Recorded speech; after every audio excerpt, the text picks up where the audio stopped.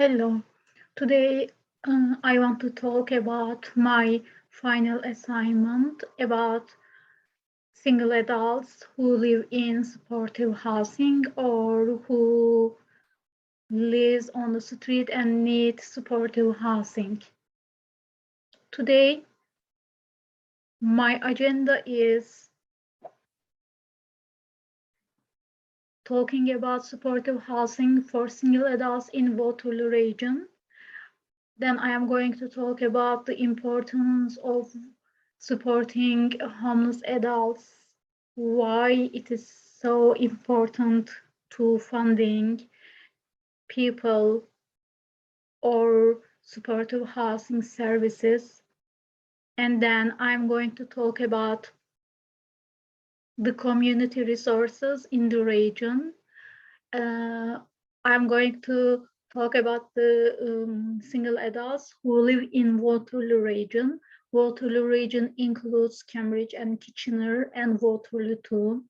And then about advocacy for sustainability, I'm going to talk about what are the resources, and then I'm going to describe what are the options to increase community capacity, and then I will describe what my evaluation will be when I get this funding, how I am going to measure how I reached my goals. First, I want to talk about what is supportive housing. Supportive housing is actually started as a Canada housing program as housing first. There are different types of housing options, but one of them is supportive housing. Supportive housing Supportive housing has the aim of breaking cycle of homelessness in Waterloo region. According to the study, there were 320 tenants who stay in supportive housing, and then at the end of 2022, 79% maintained their housing. This is also shows the importance of supportive housing and the demand from the tenants who needs these services. And supportive housing is more about people with serious mental health problems and also substance use disorders. Many people live on the streets just because they don't have income or they lost their houses, and they can be adults, children. But in my presentation, I am focusing on single adults who are older than 16 years old and who need supportive housing services in Waterloo region. When it comes to why funding and raising so many financial revenue for supportive housing for homeless single adults, is that because they need, when they live on the streets, because the streets conditions isn't appropriate for human beings, so they face with health issues, they cannot find good food, and then they are subjected to violence and every kind of physical violence and sexual violence in the streets. And some of them also tend to use drugs not to experience this traumatic event. Actually, being on the streets is a traumatic event at the same time for them. First, it is important because as professional helpers, we believe that everybody deserves to be treated with dignity and respect from the day they were born. And also, everybody deserves to get access to services and all kind of services such as healthcare services, mental health services, financial services. And when we see homeless people outside on the streets, actually this shows the result of poverty and the exclusion from the community. That means we are not including them to the community. Also, I forgot to tell about why I chose this subject. I chose this subject because of my field placement.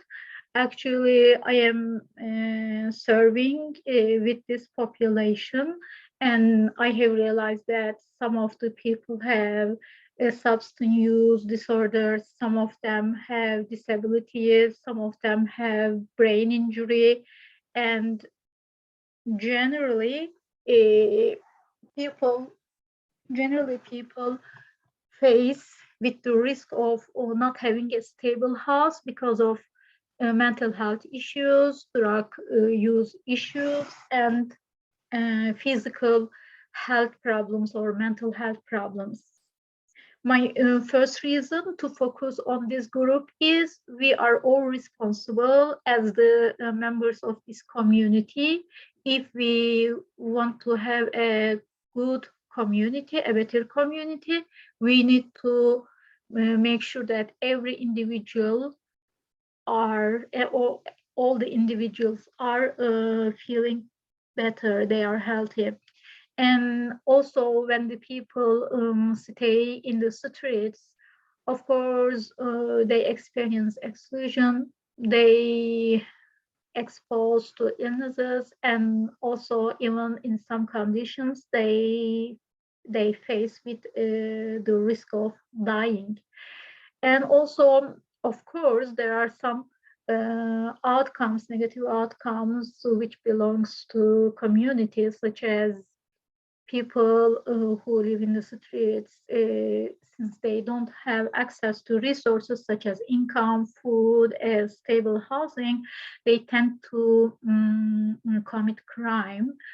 So when they commit crime, they use criminal justice services, and it costs to the government. And then when they live in the streets, they need to go to the hospital and they need to use some other social services, and they are going to cost money. According to the Mental Health Commission of Canada, there were 150,000 to 300,000 people all over the Canada who are homeless, and it increases the expenses in the healthcare, in the justice system, and social services, according to Canadian Mental Health Services. Also, in a study, it proved that if a person is homeless, the government pays $48 for a day for that person. But if that person has a stable housing, a stable accommodation, this expense decreased to $35. When it comes to funding sources for supportive housing in Waterloo region, actually, um, actually, the Ministry of Municipal Affairs and Housing funds for the housing expenses in the region. However, housing department, housing programs differs from each other, such as outreach, housing outreach, and emergency shelters and affordable housing. The stakeholders decided to combine it only one under one name, and this name is the Community Homelessness Prevention Initiative. Actually, the purpose of this program is to find housing, a stable, permanent housing for the people who left their houses, and also to support people if they are having the risk of losing their housing. The purpose is to maintain they have a stable housing. In Waterloo region, there are agencies who have supporting housing services. One of them is House of Friendship, and one of them is YW Waterloo Kitchener block line supportive housing. When we look at the funding resources of House of Friendship, it shows 39% comes from Waterloo Wellington Health Integration Network, and 29% comes from region of Waterloo, 16% comes from annual donations, 11% comes from grants, and 2% comes from United Way. When we look at the other agency, we see that there are programs, they earn 20% revenue, and they earn regional funding 49% from regional funding, and government funding is 24%. United Way funds them 3%, and they are earning from donations and then interest and partnership contracts. About the sustainability and community capacity work, what are the benefits of supporting funding permanent housing on the community? What does the community gain from giving money and paying money to supportive housing? First benefit is homeless people's housing stability increases, and also this gives the demand, this increases the demand for using government services more. So this is a good benefit. And second benefit is reduce public costs such as medical and psychiatric expenses. Also, since people have a stable place to live, they have access to natural food, because supportive workers support them with the Ontario work income, and then people have access to medical care. People are independent, and their emotional and physical being increases. So the benefits of supporting permanent housing for community also empower members, and when we have healthy individuals, we have a healthy community. What is the impact of collaboration with other organizations on sustaining our services in terms of housing? Community capital means the resources of the community. What are the strengths of the community? This is not only about money, not only about funding. Community capital can be different things. For example, human beings are a source of capital, and then culture can be a capital. Social capital is another form of this. Human capital, social capital, cultural capital, build capital, and then financial capital. The purpose of collaboration with other organizations brings all these strengths together. But the most important thing is exploring all the strengths of the members or organizations and using them for the greatest good for the community.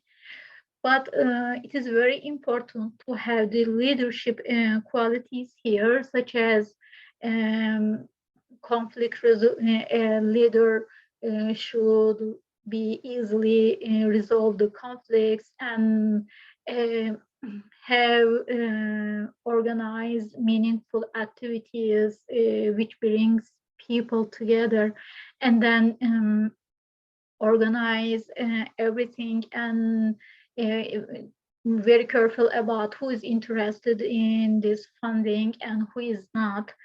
So it's very important for a leader to um, to observe the community and looking at the strengths and looking at the weaknesses, who is interested in supportive funding supportive housing, who is not, and who are the people who is going to involve in this. And also this person, the leadership requires making sure that people receive services in difficult times. That means we are doing this funding. Yeah, we are doing this funding in case some unexpected things happen, and then people, if there is no funding, people are not going to reach the sources. So we have to make sure that we have always resources, but these resources is not about, like I said before, it's not about only funding, having volunteers, human capital, social capital, cultural capital, and watching the build capital. And for example, internet as build capital. I want to give an example here. In my agency in House of Friendship, I have realized that some of the tenants are working as after hours worker, after hours as after hours worker. If anything happens and the office or the building doesn't have any worker, after hours tenants are responsible from the building. And I really like this because it is very important when the workers aren't there. It is very important to have the people from this community to take care of the community. And also as professional helpers, we want the people gain the skills and become independent. We don't want to make them to become dependent on us. So, uh, for example, tenants, I believe everybody, even the elderly people, have capacity to contribute to the society. So, for example, tenants is a human capital. Internet, somebody worked and found internet, so it is a build capital. The impact of collaboration activates the feeling of belongingness, and people feel belong to somewhere and they feel safe. So this empowers them, encourages them. Because of that, they feel more confident and they feel more independent. Um, yeah, and then collective impact. What is collective impact? Collective impact is a method of coming together for a common goal. I mean, the organizations, for example, have the same want to achieve the same goal. They are coming together to accomplish this goal, but this goal is for what? This is for solving a difficult problem. For this, there are 5 elements of collective impact. These elements are: first, the organizations or members should have a shared goal, and then they are they need to have a shared evaluation method, and they should be okay with that. They should agree on, yeah, this is my evaluation method. I agree. We are going to evaluate this like this way. And then also deciding engaging activities like field trips, making people come together and to build trust. And also, it's very important for element is building strong relationships with people. Connection with each other is very important. And then the other one is the last and most important one is a must. For this, there should be a dedicated agency, and at the same time, the staff in it should be dedicated too. That means agency should be eager to really make a difference and take time. Also, staff members should be willing to make contributions to that. Municipal government, for example, I want to give here an example to collective impact for House of Friendship Supportive Housing. Municipal government, Cameron Heights School is a very close school to House of Friendship, supportive housing. And then the tenants always go to Kitchener downtown community health center.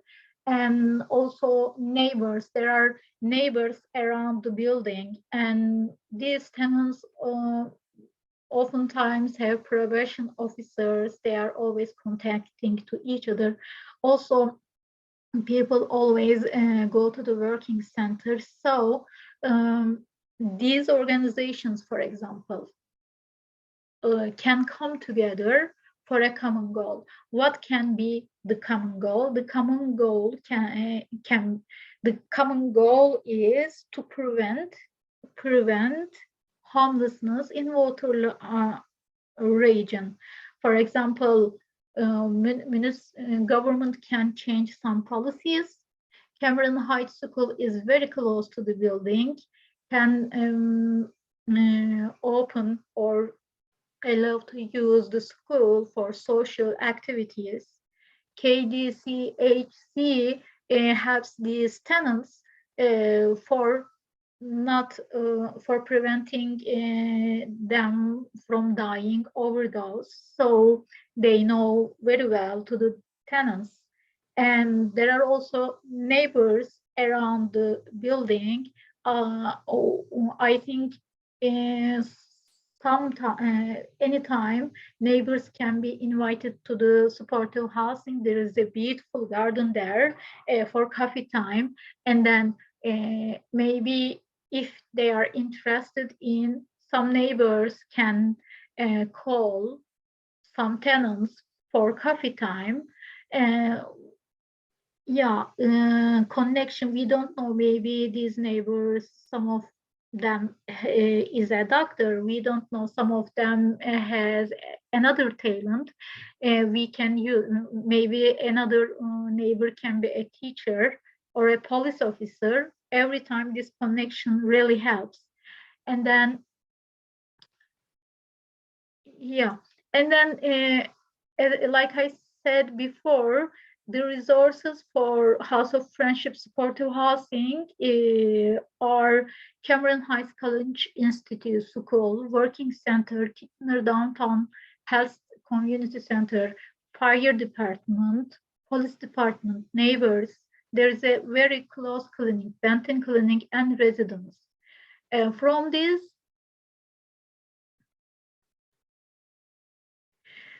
what is advocacy for mutual help? What is self-help?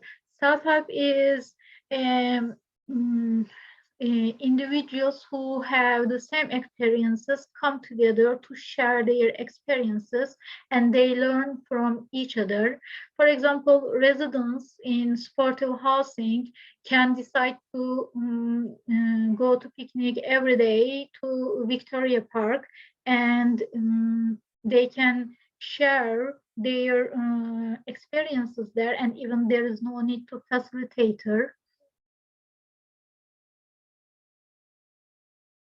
Supportive housing best intervention from these organizations. I have chosen the for raising funds for fundraising. I chose Cameron Heights College Institute, the best partner, because it is very close to House of Friendship.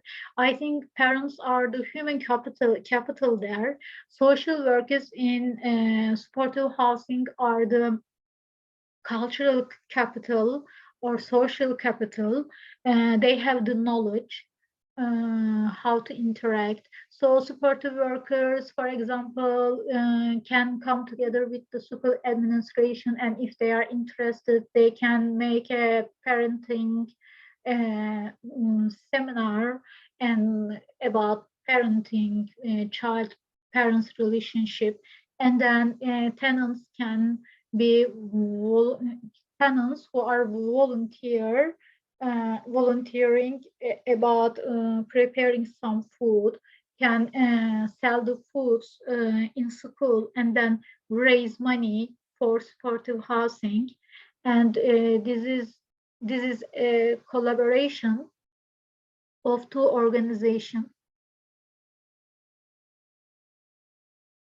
For evaluation and value for the entire community, we will evaluate if the constant homelessness is reduced by 50% at the end of 1 year, if 70% of the people who stay in supportive housing maintain their units for 12 months. This is a huge success. And if 50% of the residents stop using drugs, this is meaningful for the increased health. And 20% of the residents will be independent. And value for the entire community is everyone, every member of the individuals, every member will feel that they are included in the community. They will not feel excluded. They will feel they are belong to somewhere, and then they are going to be functional individuals. And this is the greatest good. Thank you for listening to me.